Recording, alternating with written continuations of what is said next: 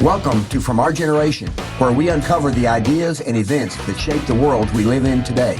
I'm Crom Carmichael. And I'm Mike Hassel. Together we'll explore the past to better understand the present, because history isn't just about what happened, it's about how you think about it.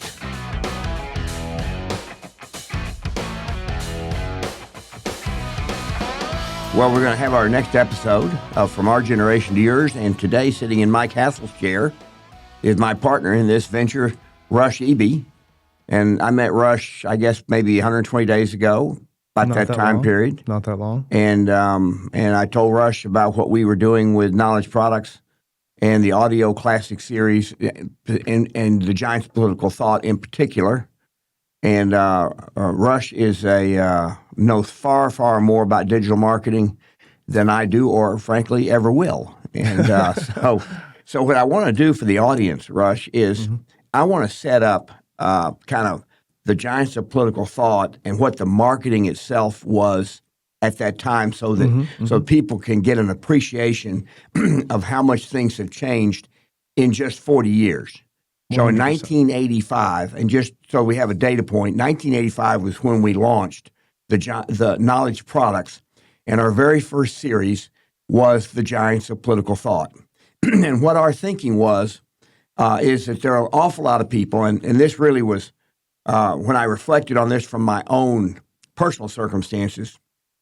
I wasn't a particularly good student in college, and even the people who are really good students in college, they're at an age where as they get older, things will fall into place more. What they're doing in college is mostly studying facts, and they understand what happened. If they are studying history, they're studying what happened, but they're not really studying why it happened. That's just not something that you do in your early 20s, and your mind doesn't work that way.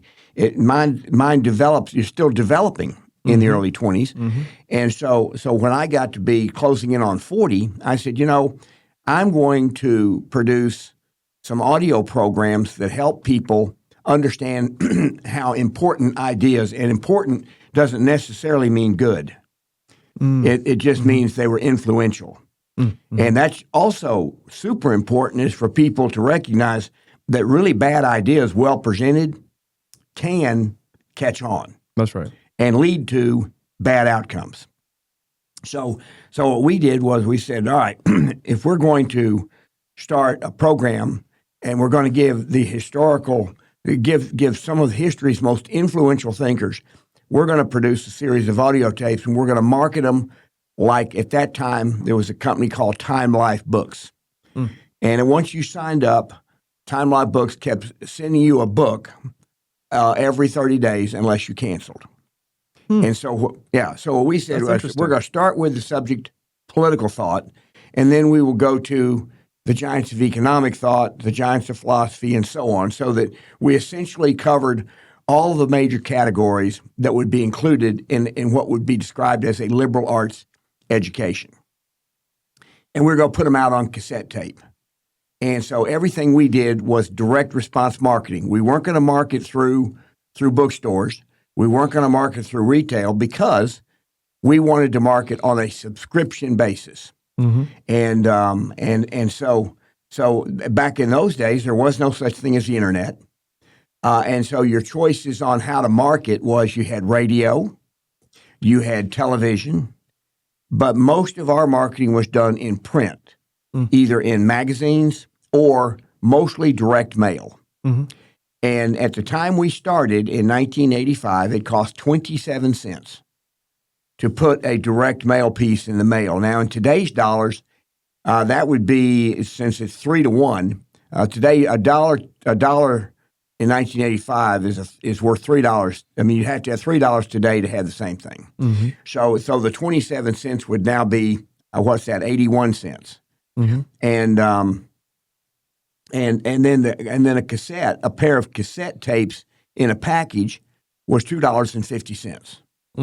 And so that's what we did.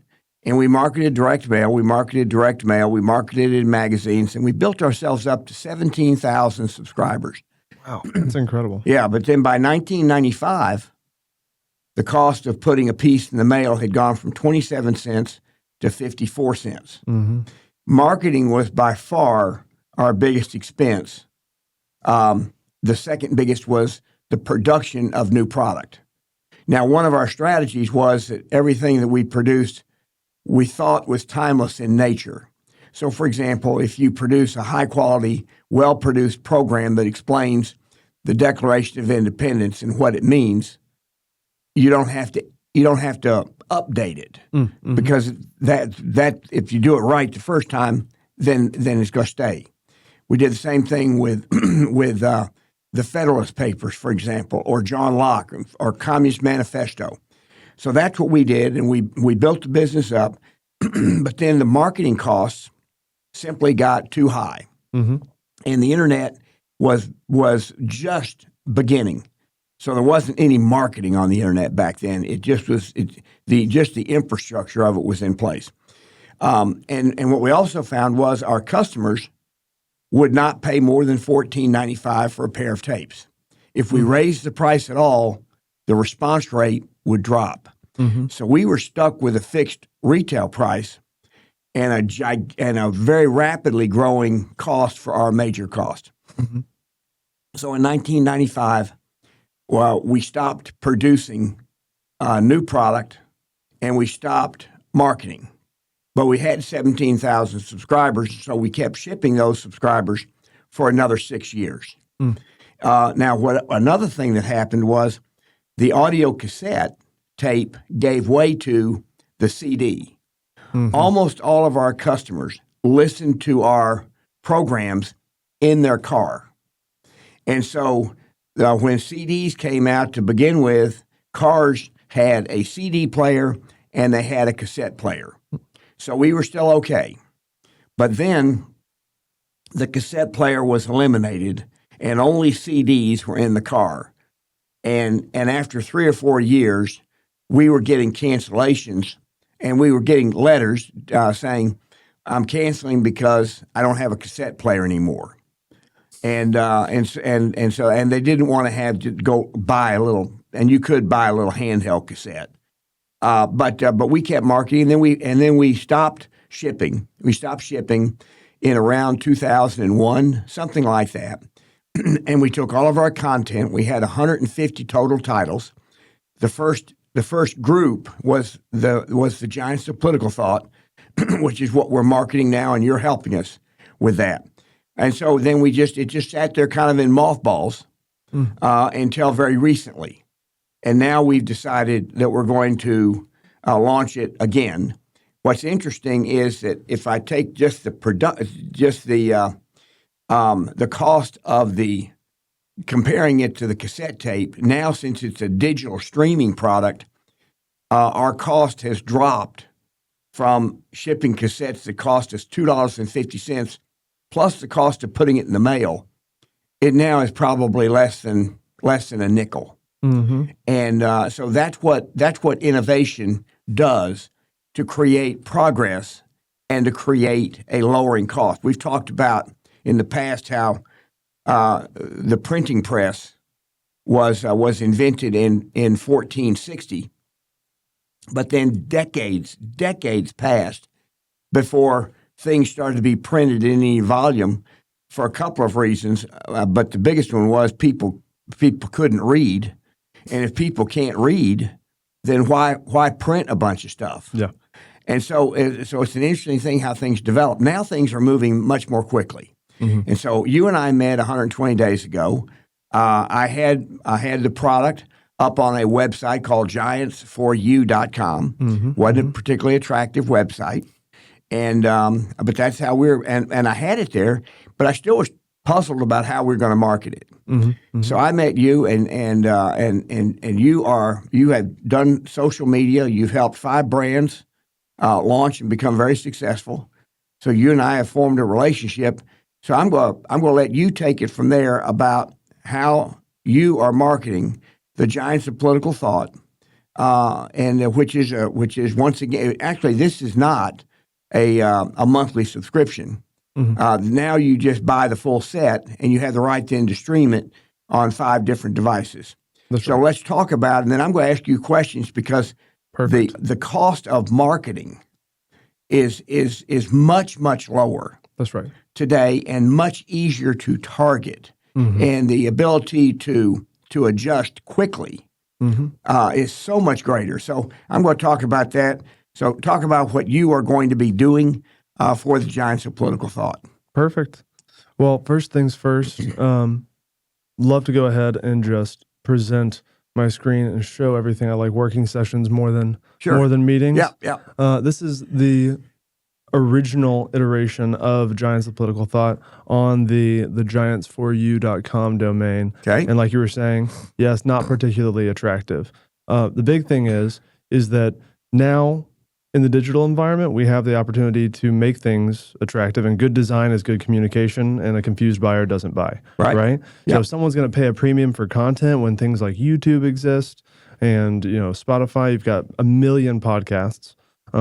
You've got hundreds of podcasts that you can pull up on your phone right now that are specifically in the political or historical sphere. So if you're going to pay a premium for content, there has to be a way to differentiate it. And the first thing we can control is the design component. Okay. Right?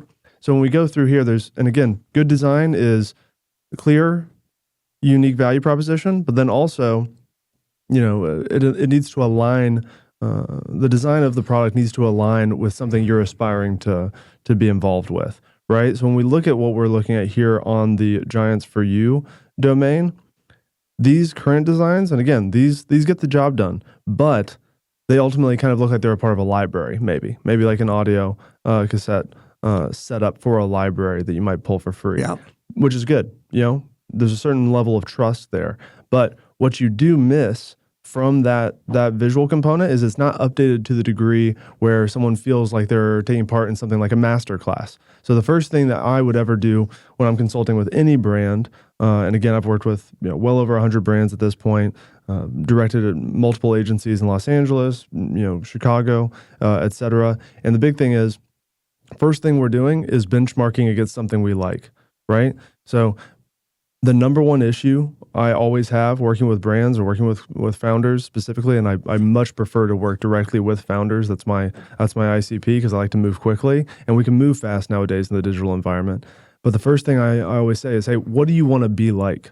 What sounds good? Because I could sit here and talk to you all day long about, things that we like in the abstract, but if we're not looking at something and we're not benchmarking against something, then when push comes to shove and I present something to you, there's no frame of reference whether or not it's good, right? And we have the opportunity to see the analytics of all these websites. So back in 1985, you don't necessarily know how well a company is doing versus another company, whereas now I can pull up the traffic, the organic traffic for every single site that's on the web. Now that's what you can do now, and you can do it in a moment, and you can make a decision that you then put into place later that same day. That's exactly right. In the old days, back in the 80s, when we did direct mail, what you did was you rented lists. Ooh, interesting. Rented. What do you mean by that? Well, like a National Review was a magazine at that time that had about 120,000 subscribers. Mm-hmm. And so they would rent us their list. We could use it one time. We could send a direct mail piece to their list one time, and they would charge us, I don't remember the exact number, but it might have been like 5 cents for each name. Okay. Oh, wow. Okay. But we could do it one time. So we spent all kinds of time and a pretty substantial amount of money printing up the envelope, the 4-color piece that explained what we did. And then we had a long letter in there on why the Giants of Political Thought were important and the wisdom that you would gain from knowing the ideas that have literally moved history. So we did all that, and then we would have to spend. We would drop at least 1 million pieces of mail at a time. So the National Review was just one of many lists, and then every list had a code. Okay, and then we would do what are called, and you do them now too, A/B tests. That's right. Where we would test a price against another price or an offer against another offer. But what was interesting is when we dropped that mail piece, we didn't have the results for a month. Mm-hmm. That's okay? Right. That's You right. didn't have all the results, everything back for a month. Mm-hmm. Mm-hmm. So you couldn't really analyze the success of your mailing or what worked and what didn't work for a month. And then it would take you 2 or 3 weeks to take the information that you had learned from the last mailing Mm-hmm. and make whatever adjustments you were going to make. And then you would go through the process of buying all those lists again, the ones that worked. That's right. That's right. And then the ones that didn't work, you discard those and you'd search around and try to find other lists that would work.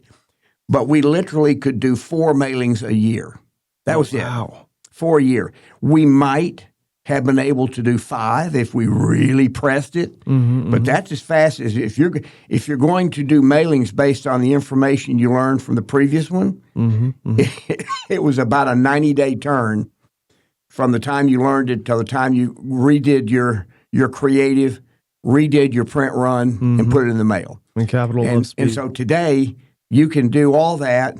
You can analyze it during the day, and you can make a change. This is what's so exactly right. fascinating to me. Mm-hmm. As somebody who is 76 years old and has seen the level of change that's all due, and this is why what we talk about here and why these ideas are so important, is to understand history and what people thought, mostly about, and also most importantly, about what it was like at the time they were alive. Because every one of 100%. these people's ideas at the time that they wrote them were controversial, at least controversial, and in many cases completely new. Mm-hmm. Like the idea of individual freedom was new. Yeah. That was and very controversial. Mm-hmm. When kings were around, they didn't like the idea of John Locke expressing that we have God-given rights to certain individuals have God-given rights. Mm-hmm. So understanding all that and the evolution of that thinking is important to understand where we are today and where we might go in the future, depending on what ideas hold today. That's right. And but the marketing is what fascinates me, is that technology has allowed us to move. And first of all, as we said, the cost of our product is much cheaper, so we can now offer it at a much, much lower price That's right. than we would if we were still selling it on cassettes and still doing direct mail and still having to 100%. put postage. It costs $5 just to ship it.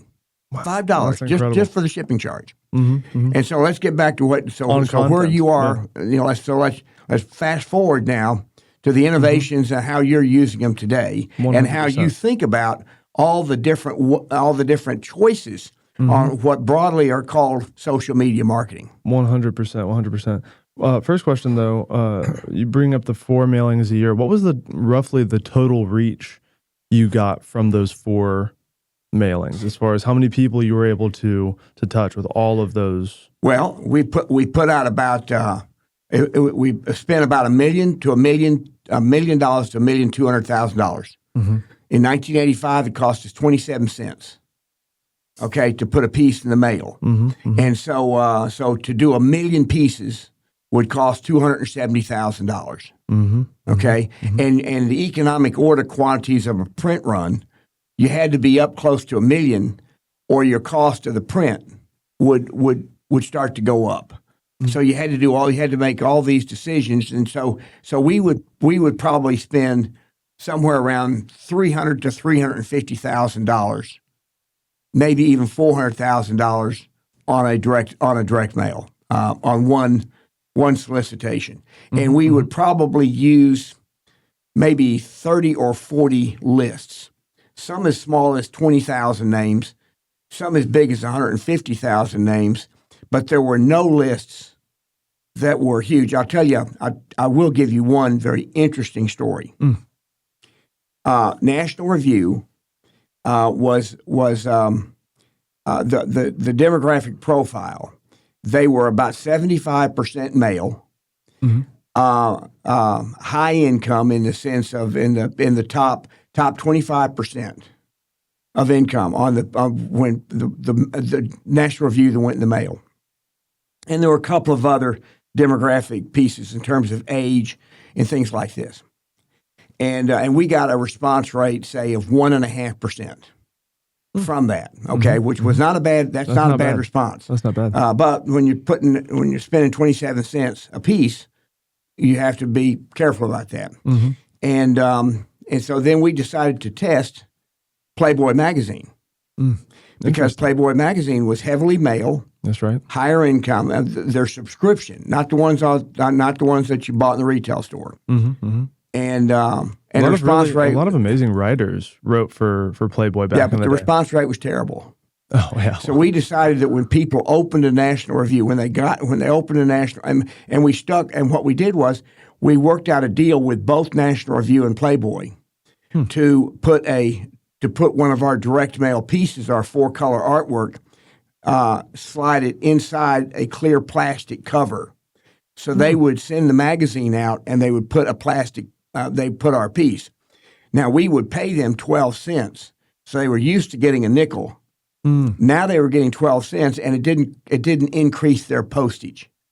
Very interesting. Because it was just it was a 1-pager, 4-color, and from that we got a response rate of a little over 1% with National Review. The same demographic.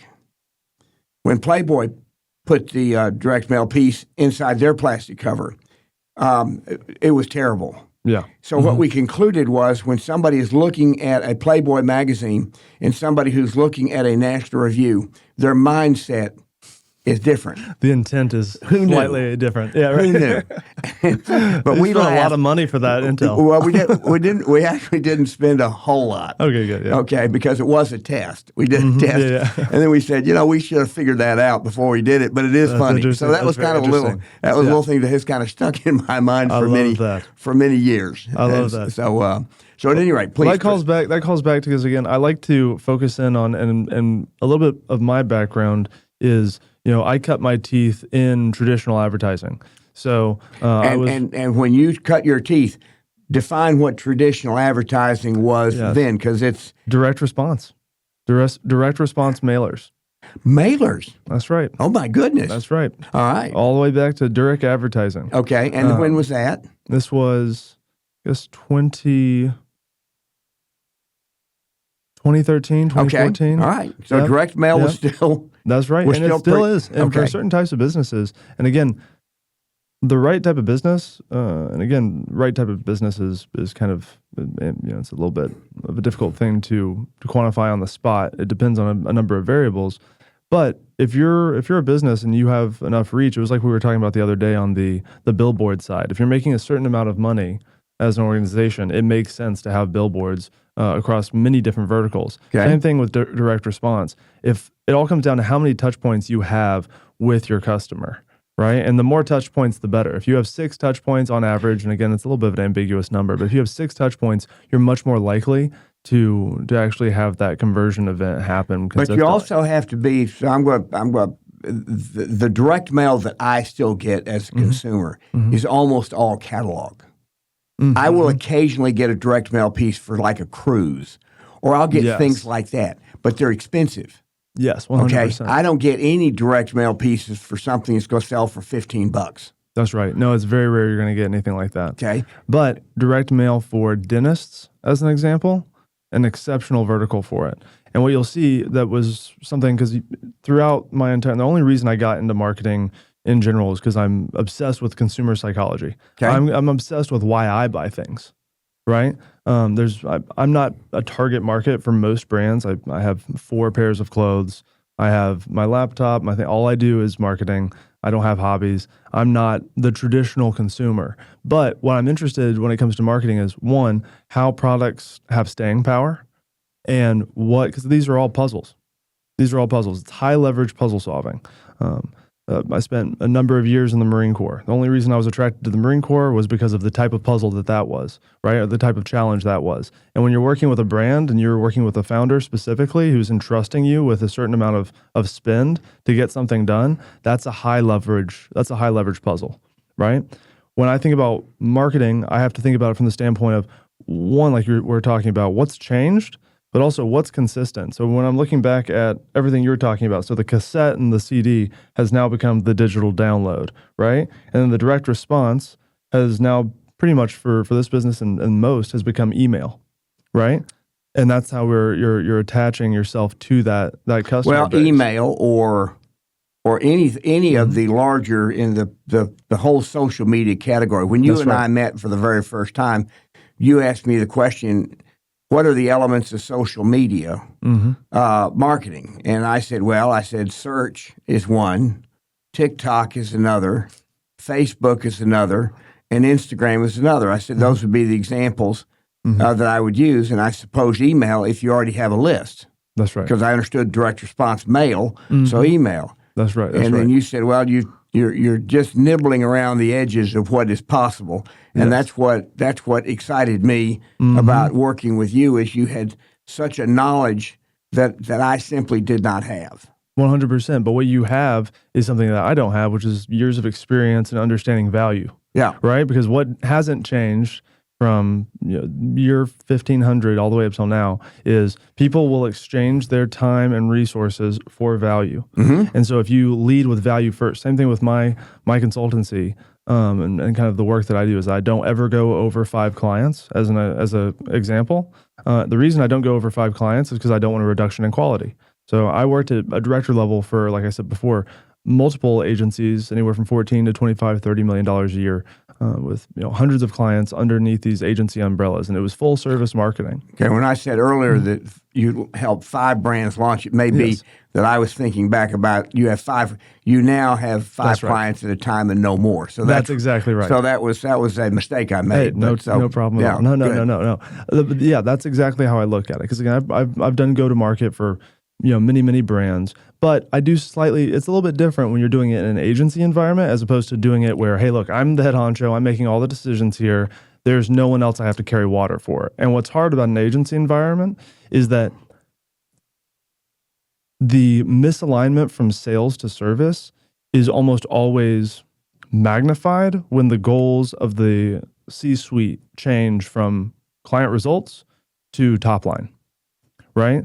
And what I mean by that is, hey, look, we need to hit this 155K of net new business every single month, and this is our machine to do it. And if product starts to dwindle or product starts to be, and again, in a marketing agency is like a church, it's only as good as the people that are in there. You could go to a good marketing agency and get a bad team and have a bad time, right? Or you could go to technically a bad marketing agency, but get the right person over there and have a good time, right? And have great results. It all comes down to who you're working with, right? In a large agency ecosystem, when the owner moves from saying, hey, look, it's time, we want to build case studies where we're going to be long-term greedy here. We're here for relationships, all of that good stuff. When they move from that to just wanting to hit that 155K of monthly recurring, that's net new, then they start to say, product doesn't actually matter, right? Product is what it's going to be. We don't need to worry about improving that. We just need to worry about lead gen. We just need to worry about getting people over the line. And as well as anyone, and more so than most people, what happens when you start putting sales over service, right? And I think they both have to work, where they have to work together. But product itself has to speak for itself. That's the whole value thing we were chatting about, right? And so the piece that hasn't changed is that value piece. And also what hasn't changed is the intent that you have to find within every single product set. So like you're saying with Playboy and the National Review, what you learned, and it was not the most expensive, like you said, not the most expensive lesson, but what you learned in that lesson is intent. I need to focus on intent, right? So for example, I cut my teeth, like I said, in direct response. I'm doing t-shirts, doing all sorts of stuff, all physical marketing elements, and actual billboard ads, all this good stuff. And I was kind of, lower level on the production and then project management side of that organization, and then moved into the digital environment just because I could do all that stuff at home, right? That's what's so interesting about the new kind of paradigm. And it's not really new for me. It's kind of what I grew up into. But for you had to jump into business to play around with these marketing elements. And mine, there were actually very few choices that made sense for me. Television marketing did not make sense when we did the radio. Did not make sense. Magazines made sense when what we did was we would provide the magazines with a full page, a half page, and a quarter page ad, and then we would say if you if you have an open spot, we'll pay 25% of your normal rate, which that's called remnant. And magazines regularly had remnant space. Now, you didn't get the inside cover. You didn't get the prime spots, but you did get in the magazine in a space for 25% of what others would normally pay, because they could just stick us in and make some money rather than it's kind of like the airline seat. They don't want an airline doesn't make any money from a seat once it takes off, leaves the ground with an empty seat. And so that's the way that magazines were. But what's so interesting about the world today is that digital marketing now can be very, very inexpensive. But more importantly, you're able to take the results and analyze them very quickly. That's right. Make whatever changes we want to make, and then we go from there. Plus, you've also kind of enlightened me on the influencer space, the podcast space, because quite frankly, what we have to do to convince people that they should spend their money to buy our product is, it's interesting. When I went to Vanderbilt, I graduated in 1971. When I went to Vanderbilt, the tuition for a year was about $4,500. That's how much it costs to go to Vanderbilt. Okay, has it gone up? I think it's like $75,000. Yeah, something in that range. Very, very high. That's right. And in the area of political thought, you're not learning anything new today that you didn't learn then, because political thought evolves over a long period of time. Now, what's going on today in politics might be very different, or it may not be. But the more things change, the more they stay the same. That's right. Is how people, and that's on anything involving human nature. Yes. Not innovation, but human nature. 100%. And so what we've tried to do with all of our products is take the thinkers whose ideas in the past changed the way human nature thought about something, or humans thought about something. And that's not easy to do. That's right. That is very hard. I call that a paradigm change. Paradigms, once they are in place, paradigms are very hard to break, even bad ones. But good ones, once they're in place, they have a DNA of their own. Now, can they be broken? Sure, absolutely. In fact, I could even make a pretty strong argument that what's been going on in Europe in particular over the last 25 years is they've been regressing in terms of the relationship between the individuals and their governments. Their governments see, my sense of it and looking at it is, their governments see the people as essentially subservient to the government, not that the government is the servant of the people. That's right. Now, you have other cultures around the world where it has always been government at the top, people below it. They're always that way. And Europe was at one point that way.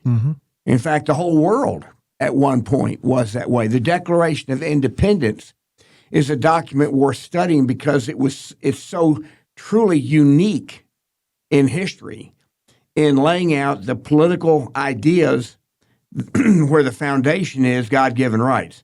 Now, if you don't like God-given rights, you're not going to think that the Declaration of Independence is important. But if you do believe in individual freedom, then you have to study the Declaration of Independence and ask yourself, could that argument of individual freedom as a right have been made by an atheist? And I don't think it's possible. Because if an individual has a right that no government can justly take away, and those are inalienable rights, if that were true, where does that right come from? What's the authority behind it? Where does that right come from? And if there is no God, then that right comes from your fellow citizens, and that's not a right. That's because the fellow citizens can take it away. Now, fellow citizens can take it away anyway, but in the Declaration, it says if your fellow citizens take it away, they are breaking the law of nature if there is a God. So if God grants inalienable rights, so what the Declaration of Independence says, we are endowed by our Creator. It says we hold these truths to be self-evident. In other words, I don't even have to make the argument. Yeah, that's right. These are self-evident. Yes. That we It's are obvious. endowed by our Creator with certain unalienable rights. And among those is life, liberty, and the pursuit of happiness. Now, that's paraphrased from two treatises of government where John Locke said life, liberty, and property. Meaning, Yes. and that was extremely important in John Locke's time because the kings at that time claimed ownership of everything. And anything that you got to keep was him being nice to you. Okay. Yeah, that's right. Yeah. That's right. So there's the ideas in the Declaration of Independence, but it didn't come from just Thomas Jefferson's brain and those who edited the Declaration of Independence. There's hundreds of years of writing and thinking and arguing. And by the way, there were people on both sides of those debates who believed that their arguments were best for society as a whole. So, for example, Thomas Hobbes, who is the author of Leviathan, what he said was, his basic argument was, in the absence of a strong government, you would have a state of nature. And in a state of nature, it's all against all. It is constant war, constant violence. And so, if that is true, then having a king is better than that. That's right. If the king brings order. What's your opinion on that? Well, That specific piece. well, we now know that that's false How so? because the United States was founded on a different set of principles of individual rights, not the right of the king. Okay, so we now know that prosperity and innovation come from the individual. They don't come down from the government.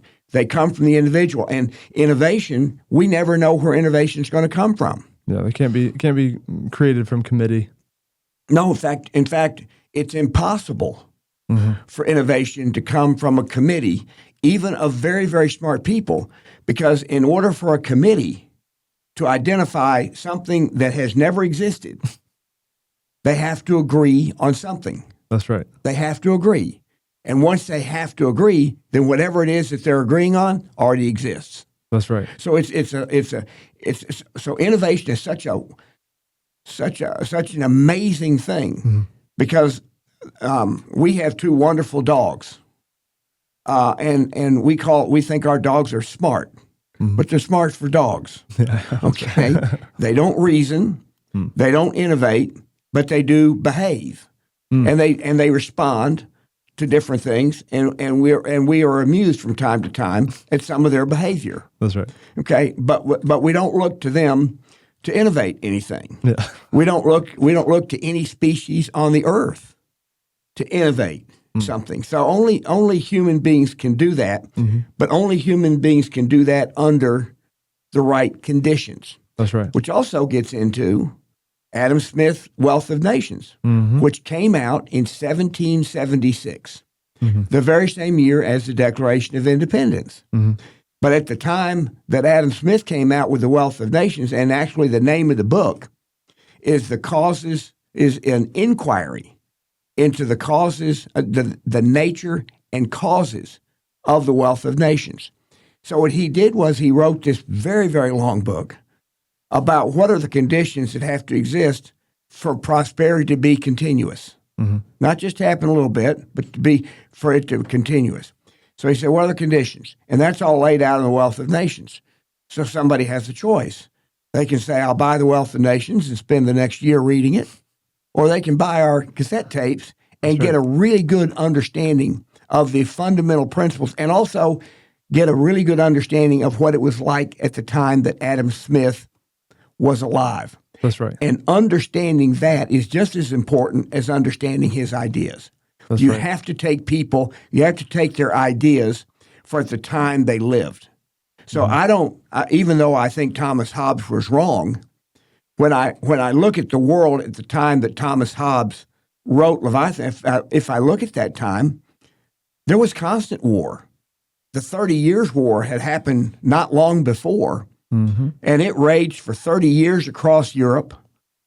600,000 or 700,000 soldiers died. 7 or 8 million people died because when soldiers move from one place to another in those days, they just took the food and livestock from any villages that they were going through, and they left the people to starve. And they did. It was a terrible time. But it's a time we need to understand it happened so that we can be better people. And that's really, you and I have talked about this. You have everybody would like to have wisdom. But you can only have wisdom if you have understanding. And you can only have understanding if you have knowledge, which is the facts.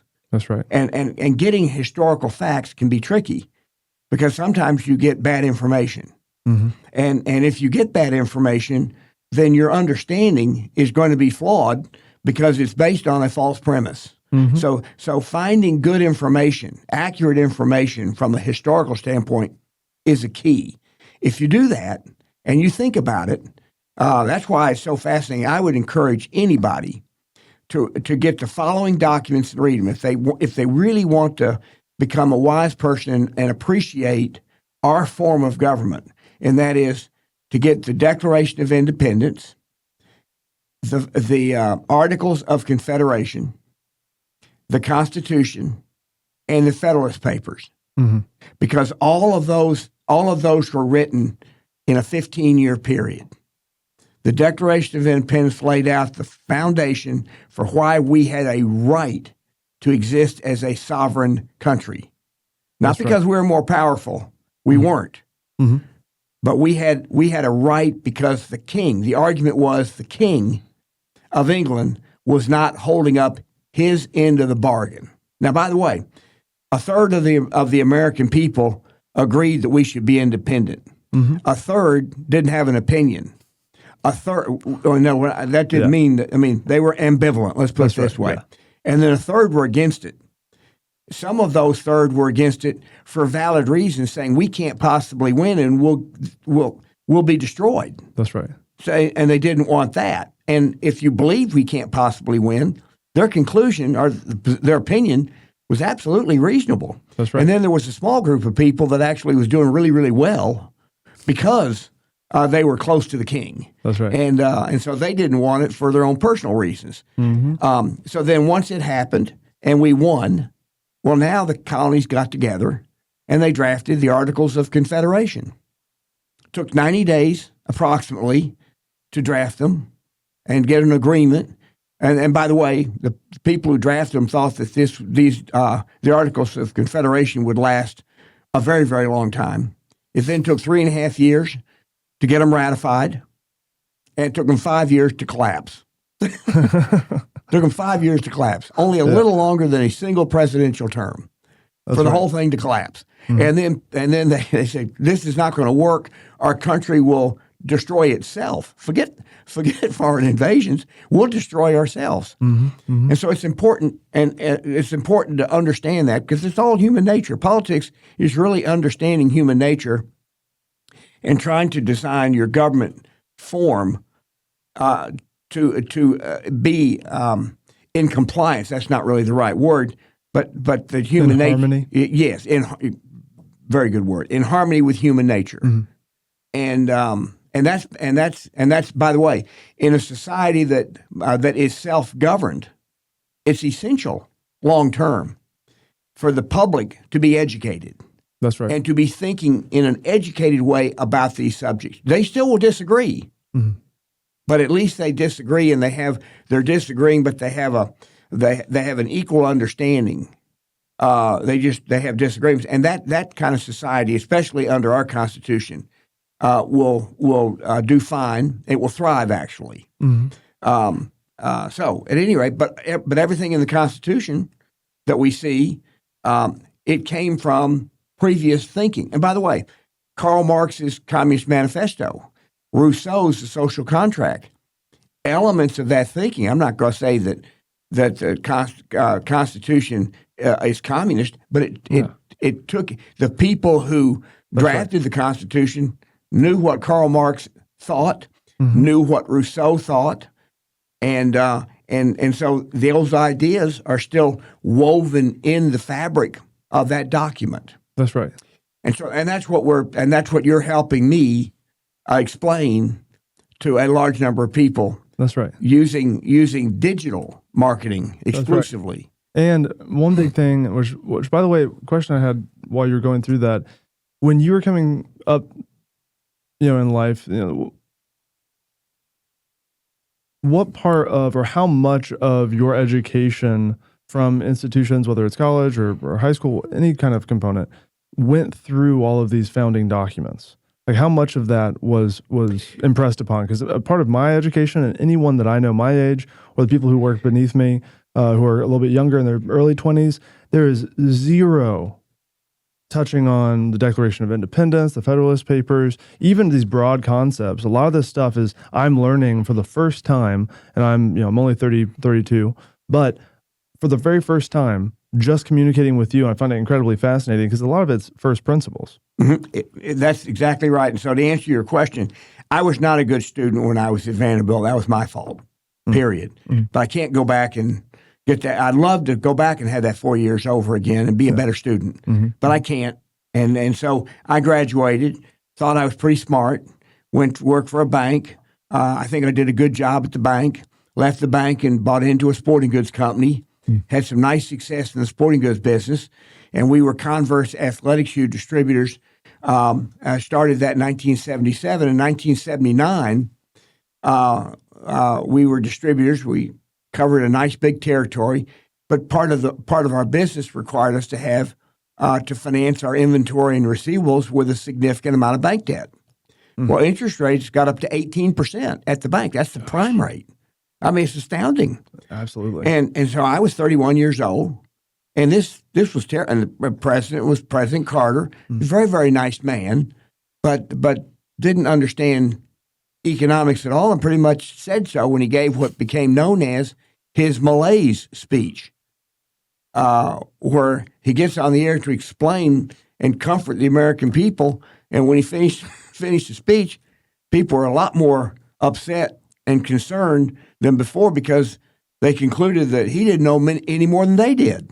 And that's not good. That's terrible. Yeah. And so I go to this conference in New Orleans, and I was going there because I was going to learn what the future would hold. That's right.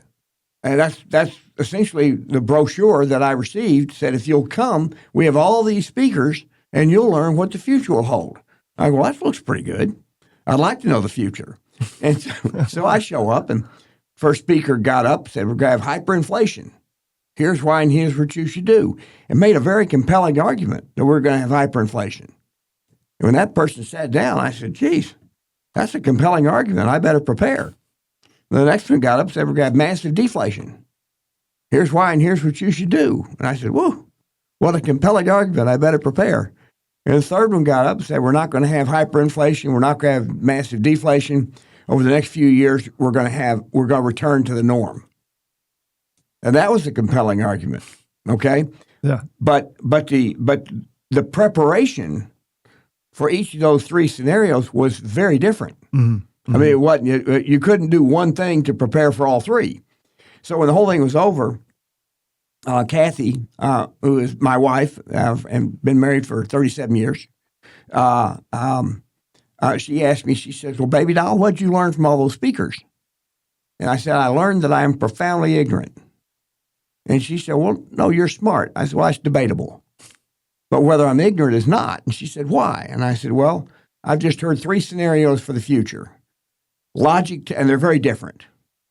Logic tells me that one of those three is going to be more accurate than the other two, and I don't have a clue what that might be. That's right. And not even that. So it was even, I didn't even have a clue what good policies would be. And that's probably more important. Yes, that's a good way. That's a good distinction. Yeah. And so for the next 5 or 6 years, I read a whole bunch of their newsletters. I became a student. Mm. And I read their newsletters. And what I found as I read their newsletters is they would always hearken back to previous times, especially the ones that got it right, which, by the way, were very few, because it turned out it was the one in the middle. It was we would revert to the norm. But a lot of that was because of these people's belief that our democratic process and our Democrat republic, that it was structured in such a way so that the bad policies would be rejected by the voters, and therefore we would elect people who would take us in more closely in the right direction. And that turned out to be Ronald Reagan, who was elected in 1980, served for 8 years, and the first thing he did was he lowered marginal tax rates considerably. They lowered marginal tax rates again later in his presidency. He reined in spending in the first 18 months. And so the private sector, which, by the way, here's a simple thing. The governments are inherently wasteful. Mm-hmm. That doesn't mean they're bad people. That's right. The institution of they government just don't produce anything. Well, they're inherently wasteful because they don't have a good source of information. The free market provides information that forces competitors in the private sector. It forces them to adjust if they're making mistakes, because they see they're making mistakes if they're losing money. That's right. Okay, and they say, well, I can't keep doing this and stay in business, and so they will adjust. And so profits in a market economy, the primary goal of profits in a market economy is to direct the people who are competing or are participating in the market to make their adjustments, because you make money in the private market if you are providing goods and services that somebody else wants to buy. That's right. The government doesn't have to do that. That's right. So I'm not. I believe that limited government and a robust private sector leads to more prosperity. Mm-hmm. But these arguments the thing I just said, that's not new with me. It goes all the way back hundreds of years, and it literally took hundreds of years to move from societies ruled by kings and dictators, but mostly in those times it was kings, and it moved from that to when we defeated the King of England, we became a democratic republic. We became a democratic republic, and that's how our Constitution ultimately set us up. We weren't initially that. We were initially 13 colonies under the Articles of Confederation. So at any rate, but if you read the documents that I suggested and study them, just think about them. As you read them, think about them and recognize and try to understand what it was like at the time they were written. That's as important as reading them. Mm-hmm. And it's to say, okay, because the book that I've mentioned before, New Deal Rebels, Amy D. Schlels does a wonderful job of compiling a bunch of speeches given from 1923 to about 1940. And those speeches provide the reader with some insights about what life was like from 1923 to 1940. And that was the time, the so-called Roaring Twenties, and then the Depression. And it's like Calvin Coolidge gave speeches in the 20s, and other people gave speeches in the 20s. Herbert Hoover gave a speech, and then Roosevelt gave speeches, and then a guy named Al Smith, who was two-term governor of New York and ran for president as the Democrat nominee.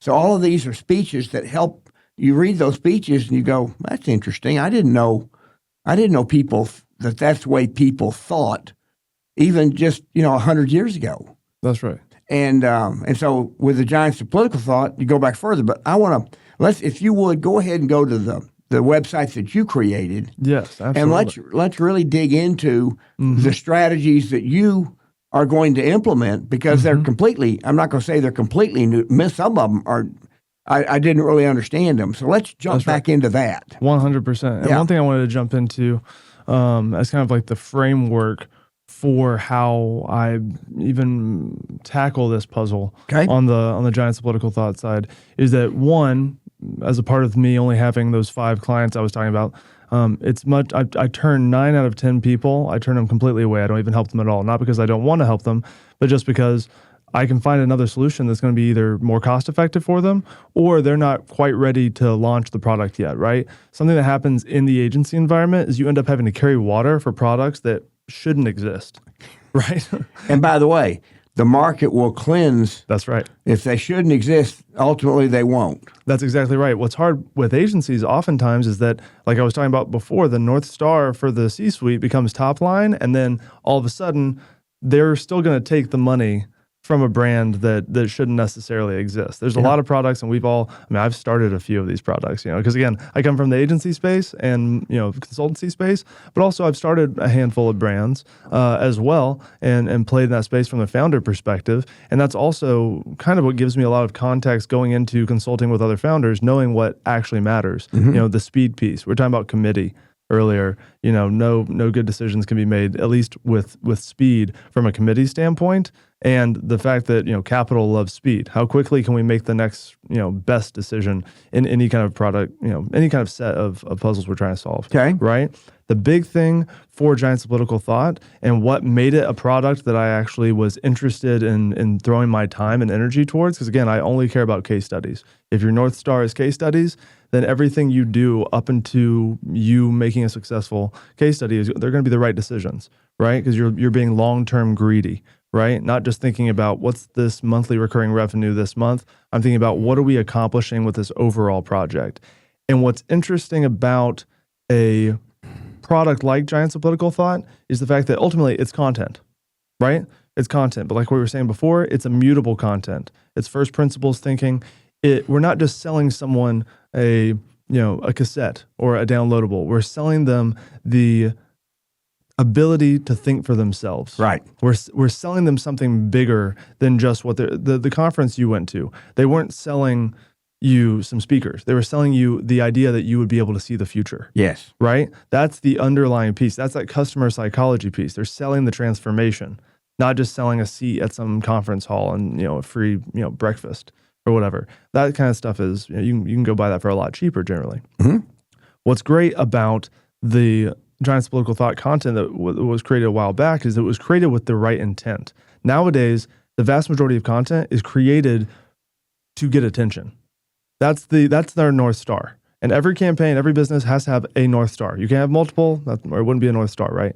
But vast majority of people that create any kind of content nowadays, whether they're putting on YouTube, creating podcasts, or putting anything out in social medias across the board, it's just to get views. And also, in order to do that, the way they approach it is they talk about what's going on right now. That's right. And what the Giants of Political Thought, that doesn't mean you shouldn't keep up with the news. And news, by definition, is what is new. That's right. What is going on right now. That's right. But if you want to have a better understanding of what the meaning is of what's going on right now, then you have to have a historical perspective. That's right. Because nothing, nothing is new under the sun. That's right. Now, let me take that back. There are some innovations exactly. that are new, but when it comes to human nature, that's right. Nothing is new under the sun. There's certain things about human nature that are, as you described them, first principles, and so history can help a person become a wiser person. That's right. And so listening to the Joe Rogans and the podcasters today, they have some very interesting content, and they're talking about very current subjects, and so what the Giants of Political Thought, what we believe is we don't compete with what they're doing. That's right. We try to provide people who maybe they travel in their car on trips, or they do these different things, or they like to be able to sit quietly in the morning and just kind of listen to things. If people listen to the programs that we have developed, they understand the ideas of great thinkers, but more importantly, they understand what was going on at the time that these thinkers had these ideas. Because some of the ideas we now know, or I shouldn't say that, we don't as a society know that any of these ideas are bad because we're still arguing about them. That's right. We're still in the testing phase. We're still arguing, and that will always be true. Because that's part of human nature. Human nature. So if a person wants to have a better understanding of what is going on today and what will likely happen in the future, given what's going on today, I just encourage them. I think we don't know if we've mentioned the site giants of politicalthought.com. That's right. Giantsofpoliticalthought.com. And pull that up now. We'll see what the work you've done to make it look new and refreshing and I think a much nicer. So that's right. So basically, and again, in this podcast, we're kind of jumping around. This is the way we like to do things anyway. Yep. The main piece here is that, one, this is still a work in progress. Everything I work on is always a work in progress because marketing's always changing, because people are always changing, right? And the ways we connect with people are always changing. And that's what we're in the business of, is connecting with people, connecting your people with you, right? Ultimately, that's all it comes down to. And what you're seeing here is something that's very, very, very, very simple to navigate. A good overview of what I'm kind of talking about here would be this ACR framework that I put together to kind of walk Crom through the overall path as far as what we're trying to accomplish here. I think that a lot of times marketers or business owners, they like to, actually not business owners, but marketers, they like to muddy the water to make it seem deep, right? Okay. That's a good term. I like that. Yes, I think it was Nietzsche, or however you say his name. I don't know if he used it about marketers, but that's the way I like to look at it. And it's the whole asymmetry of information thing. It's the same reason why you can go to the dentist and they're like, "Hey, you've got 15 cavities. We got to get these taken care of right now." And then you go to another dentist and they're like, "You have 5." Right? It's because they've got asymmetry of information. They can kind of take advantage of you, right? And that's why. And I was chatting with a number of folk about this kind of concept. But like, for example, who are your heroes? Do you have heroes? Well, most of my heroes would be are not around anymore. That makes sense. Because they're ideas. In fact, I didn't know them. So Thomas Jefferson would be somebody that I think is, you look at people who've moved history. Another one, Abraham Lincoln and Frederick Douglass, they worked together to change the way people thought. Gandhi, Churchill. I mean, Churchill probably, they call Churchill the indispensable man because a lot of people argue that that's quite a moniker. Yeah, that Hitler might not have been defeated if it were not for Winston Churchill, because he was truly a unique character at that particular time. That's right. And so that's an interesting question. It's kind of like one person asked me to say, who are some of the people that you would like to have dinner with if you could, living or dead? That's always a good one. Jefferson was one. Churchill was one. I'd love to have dinner with Anwar Sadat because he when he signed the peace accord, he knew he was signing his death sentence. He knew there were people who would oppose that so much that they would kill him, and they did. And so I think it'd be kind of fun. And I don't know that I would describe this person as a hero, but he was a complex person. De Gaulle. Because of the way he saw France at the end of the Second World War. He saw France as a broken country, and so I've always thought, it's because as I was alive and I was young, but when De Gaulle was the head of France, and I just thought he was just this arrogant, and he was. Yeah. Came across as very arrogant, all these other things. But Henry Kissinger wrote a book, and wasn't exclusively about de Gaulle, but there was a section of it about de Gaulle. And he said de Gaulle believed that his main objective, the thing he had to do, was to reinstill pride in the French people because they were so broken. Mm-hmm. So he wanted to portray himself as a strong person and French, not just a strong person, but a strong person and French. And he accomplished what he wanted to. Yes. In his personal life, he was very different than he was in his public life. Mm-hmm. And that's kind of interesting. That is very interesting. And kind of playing a character. Yes. And so yeah, my heroes are people whose ideas have stood the test of time and whose ideas have been powerful enough to bring about changes that needed to be made. Martin Luther King would be one. I'd love to be able to spend, and some of his children and grandchildren, some of them are much more interesting in the interviews than others. So it's and this country, slavery is probably the single biggest issue from the time that we became a country, and actually slavery existed before we became a country in this country. Yes. And so moving away from that, changing that, and then as we're still trying to evolve, but understanding, talking to people who have a deep historical perspective and how to effect change that ends up in a positive way. So let me give you an example. The French Revolution, and we have tapes about the French Revolution and about that time. The French Revolution happened because the king and the king's cronies became more. They literally established two sets of courts in France, one for the king and his cronies, and one for everybody else. And the king and his cronies were always found not guilty, and everybody else was not necessarily found guilty. Yeah, but they had a fair trial. And the beginning, the results the final results were not known at the beginning.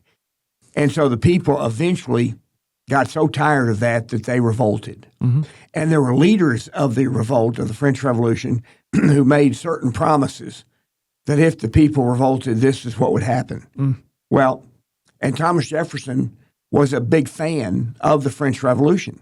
Well, the French Revolution happened. It went on for 15 years. The economy shrunk 60%.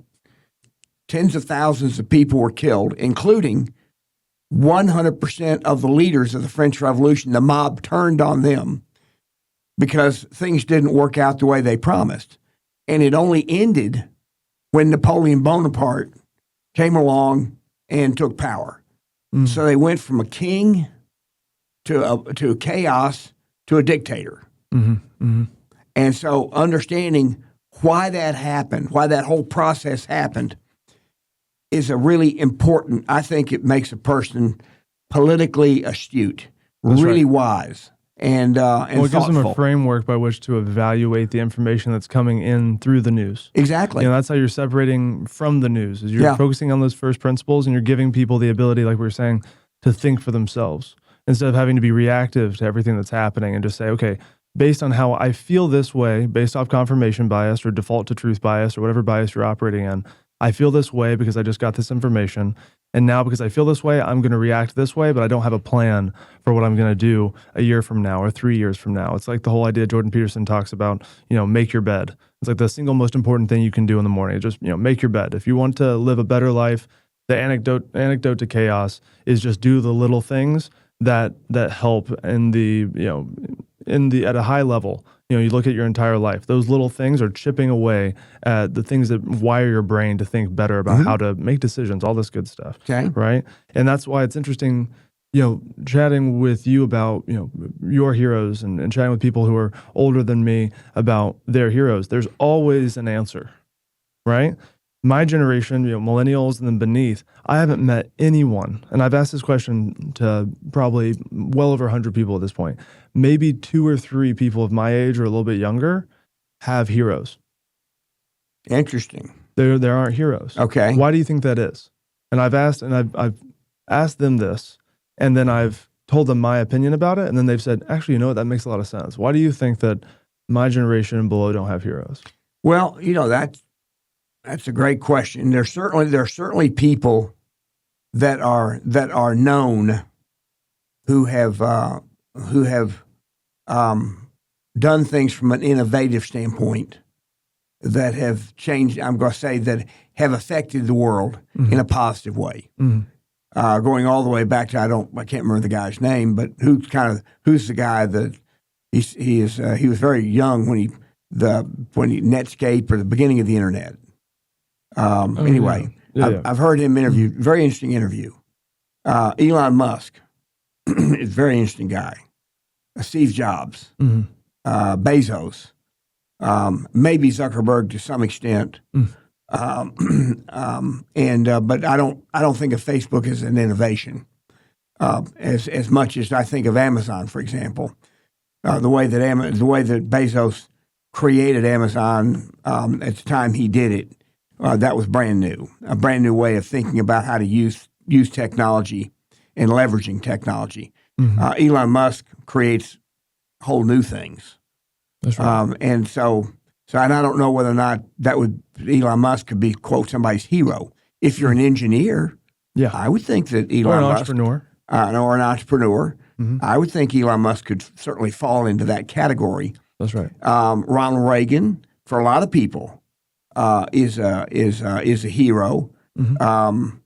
FDR, for a lot of people, not mine, but for a lot of people, FDR is a hero. I don't think that FDR. I have almost the opposite opinion, and the more I learn about him, the less I think that he was a force for good from the economic standpoint. I think he did. I think that some of the things that he did are still with us today in a negative way. But FDR, what he did was based on thinking of people before, and so there'd be interesting people to sit and talk with, and ask them questions. But I didn't think that anything Roosevelt did, I didn't think was particularly courageous.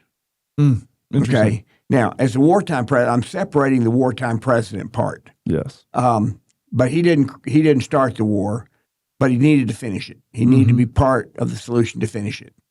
Other people do things that I would say are truly courageous, and also there are people who accomplish things that even their supporters didn't think they should try to do because they would fail. Those are the ones that would be most interesting to talk to, because they made good decisions, and they made it in the face of intellectual adversity. Let's put it that way. That's right. But let's get back to what we're doing here with Giants of Political Thought on the marketing side. That's right. Because I'm particularly interested in, because we're now getting ready to launch our marketing. That's right. And we're going to be launching it through influencers. Now, how do you plan to use, if you do, things like TikTok and Instagram and things like that? Because we actually have to create the content. We have to put it up there, and then there has to be a reason for people to go listen to it. That's right. That's how those platforms work. That's exactly right. And for this ACR framework, or in other words, attract is the first component here, and I've got this on the screen. Obviously it's being presented right now on the podcast if you're watching. But this is a visual for everyone who's just listening. This is a visual walking through the attract, convert, and then retain methodology for how we're thinking about this entire project. And again, like I was saying a little bit ago, some people like to muddy the water to make it seem deep. If you can't make a very clear pathway from how you're going to attract, ultimately convert, and then retain your customer base for any product set, and it's not clear and you can't put it on one slide, then maybe you don't know what you're doing, right? For this specific project, we have, and you'll see on the screen here, you have these ads. We have these ads, and we have podcast as the attract component for for giants of political thought. Now, the attract component, it could be SEO, it could be, paid ads, like I just said, podcasting, any kind of aspect of social media, right? It's really just how are you getting people in to your product. And for you, back in 85, it was the direct mail component, right? That's how you were attracting people in. You're Yes. reaching out. Yep. That's your throwing out the line, trying to pull them in.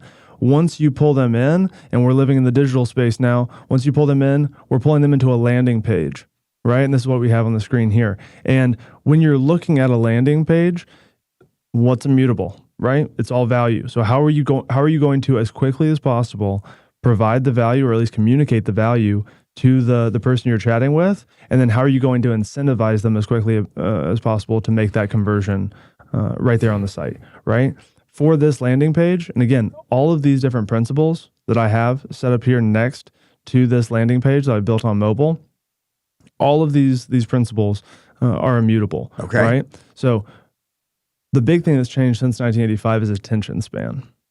Now everyone's using their phones, right? Yeah. So not only is everyone using their phones, they're using their phones to the degree that we don't even do web development from the perspective, or design from the perspective of desktop, right?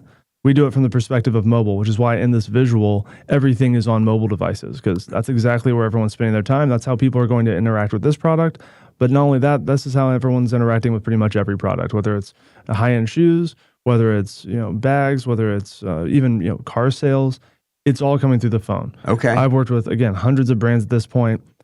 Going to their web analytics and seeing the distribution between mobile users and desktop users, it's for almost every brand, roughly 85% of people are interacting with that site on mobile. And yet the company, even on the development side, they're constantly, because they're working at a desktop, they're thinking about it from a desktop standpoint. And then you switch over and you look at it on mobile and you say, hey, look, this thing looks terrible, right? No one's going to convert. This is low trust, all this good stuff.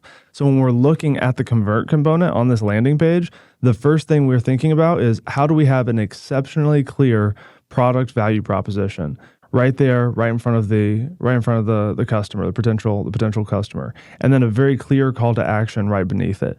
Right. Okay. This is always changing. This is something that gets A/B tested. What's awesome about the digital environment is that if you're running ads and you have enough products to work with, you're always better off giving a specific landing page to that specific ad. So if I'm running an ad for a company and it has to do, and this company maybe does a full suite construction, right? Maybe they do roofing, and also they do framing. They also do plumbing. They do a whole thing. This is a big company, right?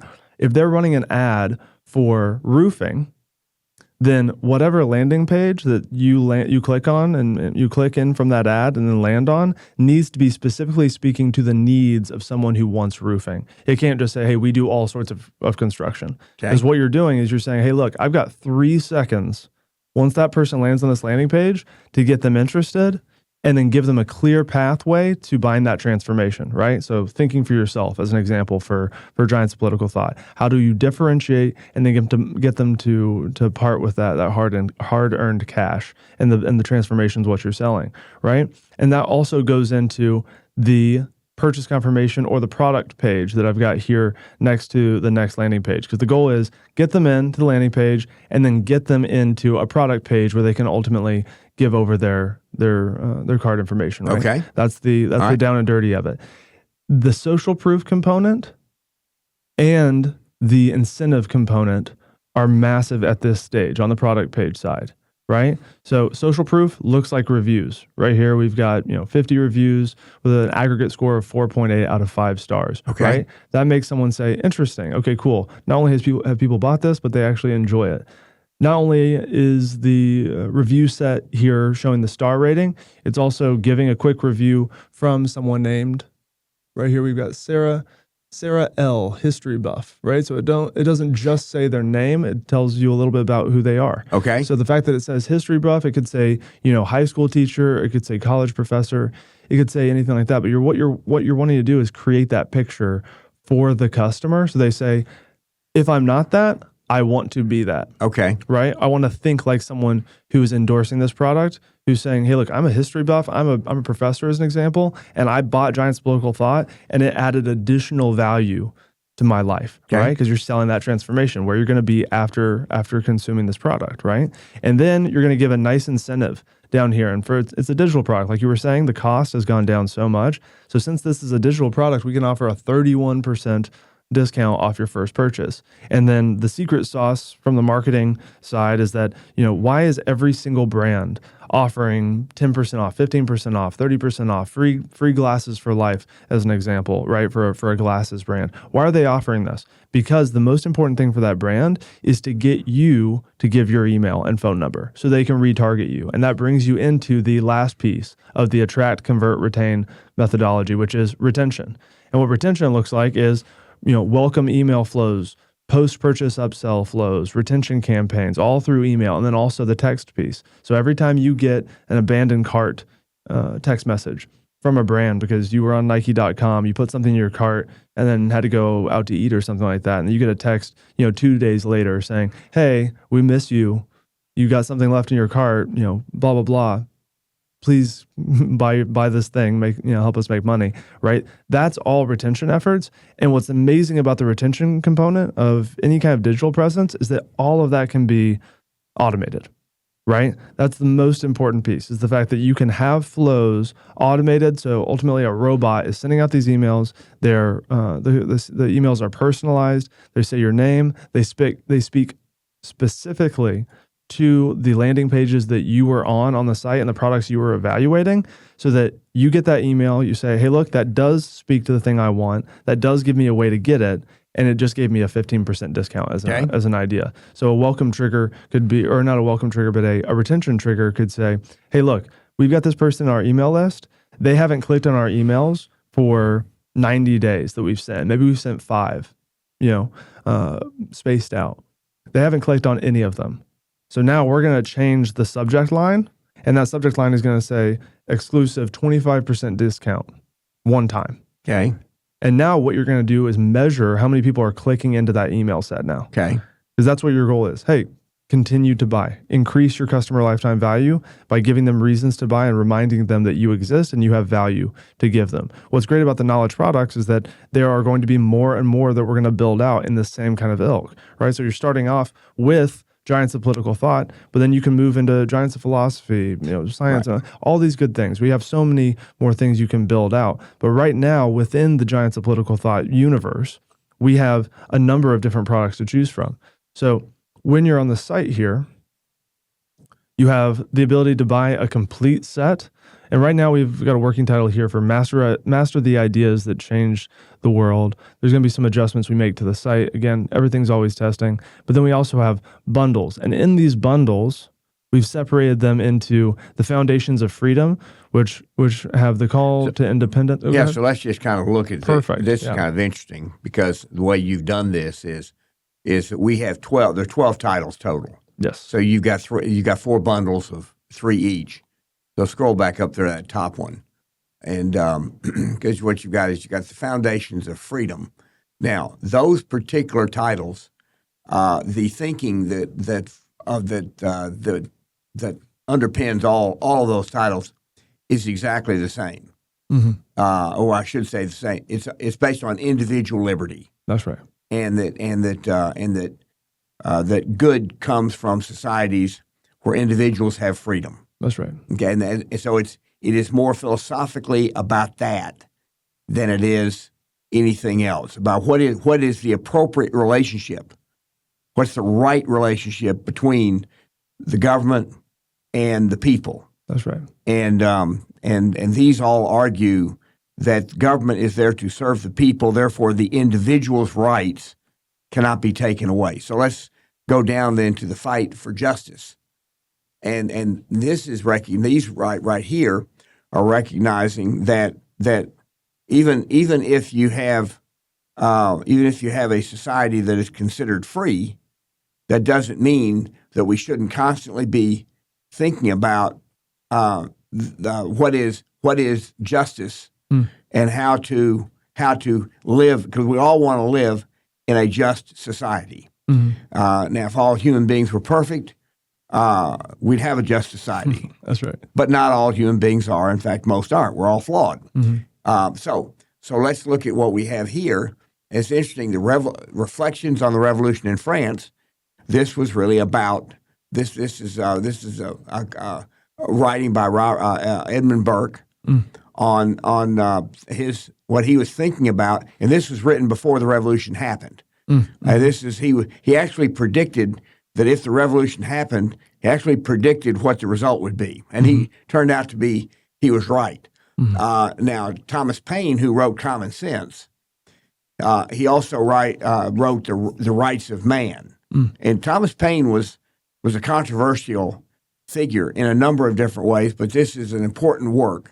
And then John Stuart Mill on Liberty is in Mary Wollstonecraft. That's a very nicely paired programs. Mary Wollstonecraft was talking about in her day the injustices of being a woman, and it's a very, very interesting program.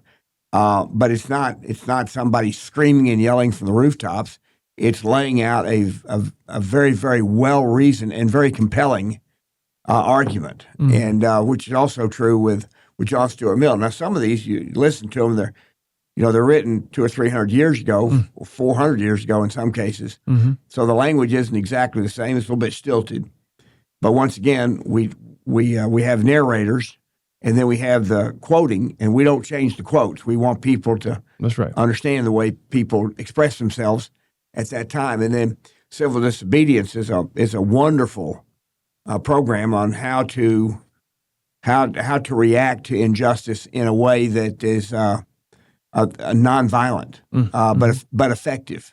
And then The Liberator is a wonderful work by William Lloyd Garrison. He was an abolitionist, and so this was written before the Civil War, so it was in that time period. So anyway, so go up to all right. So Wealth, Power, and Governance, the Wealth of Nations. We did 4 cassette tapes. So it's very long. We did part 1 and part 2 because there was a lot in Adam Smith. Adam Smith was actually more of a philosopher and an ethicist than he was an economist. But in The Wealth of Nations, he lays out from an ethical and philosophical standpoint what are the conditions that allow people to innovate therefore through innovation to see a nation become more wealthy, and therefore the people to become more wealthy. And it still is the foundational treatise on economics, and well worth understanding. Communist Manifesto and the Social Contract. I don't agree with Karl Marx's ideas on progress. I don't agree on Rousseau. Now, Rousseau's social contract, you even hear people today, and the social contract is, it's an interesting question. Now, what does the social contract mean? Is it a contract between the government and the people? Is it a contract between the people and the people? It's an interesting question. Yeah. And so he provides something to think about. And then, I take that back. Then we have the Wealth of Nations Part 2 on the other side. That's right. So then power and its limits, democracy in America, wonderful. This is by de Tocqueville, who comes over here. He's European, comes over here and travels America. And this is he wrote a book on how America was so different from Europe. And so even though they're, quote, Western culture, he saw them as very different. And the Leviathan is a great read because Thomas Hobbes believed for the good of the people, there should be a very strong government. There are a lot of people today who still argue that same thing. I don't agree with it, but there are a lot of people who still argue it, and that's kind of the roots of it. The Prince by Machiavelli is an interesting one because you have to really understand what the times were. It's more important. It's more important to understand the times than it is anything else. 100%. Because he says the ends justify the means, and he believed that Italy would be overrun if it was not united. And it turned out he was right. The de' Medici family ignored him. Everybody else ignored him. And the hordes from the north came in and sacked Rome and destroyed in a few months what took centuries to build. So it's worth him explaining just in a raw political tract how to gain power and how to keep it. And then you compare that to how politicians do things today. And I don't mean when I say today, I'm talking about in my lifetime. Yes. Yeah. So that is those are the four groupings. And so we give the price per title is $29.95. The groupings we give a discount, and then the complete set we give an additional discount. That's right. And then we'll be adding more programs, not under the giants of political thought, but under the great economic thinkers, giants of philosophy. We'll be adding those over the next 12 to 24 months as we gain more customers. 100%. And the overall intent, back again and again, anyone who's just listening to this, you can go to giantsofpoliticalthought.com and look at all of the titles. There's a little bit of a sample you can listen into per each of these. You can kind of get a taste of what's being talked about, what the format is, and the whole goal for every single one of these knowledge products as a full swath of knowledge products, or just for giants of political thought, all of them together, it doesn't matter. The whole goal is to create a framework by which you can think for yourself, evaluate the information that's coming in the news every single day, and not have to be reactive or at the whim of your emotions when it comes down to making your next move, right? Because being informed, and then ultimately being equipped is the most important piece. And hopefully that the intent of this whole set of products is to help you be equipped. Yeah, and just be able to assess things. That's right, and have a historical foundation to be able to assess things. Because history is a great teacher, but if you don't know history, then you're having to work completely off of. You're doomed to repeat it. Yeah. Well, listen, I'm looking forward to working with you on this because we marketed in the old days, and we literally, when we shut down, we kind of mothballed the content for 20 years, and now we're going from everything was paper marketing and slow in terms of being able to analyze it and making adjustments, to being in the digital age with so many different ways of marketing. And our objective is to get as much exposure, frankly, to people all the way from 25 to our target market is probably 25 to 60. People who are 60 they probably have a certain amount of wisdom already. That's right. To be interested in this. People who are 25 just spent over $150,000 to get a college education, and if they didn't get this, then they can add to their college education for less than $100. That's right, 100%, 100%, and all that time too. Yeah, that's right, 100%. Listen, it's great. Rush, appreciate you and appreciate you being on today. Absolutely, and we'll keep our listeners and viewers up to date. 100%. Yeah, thank you. Thanks so much, Graham.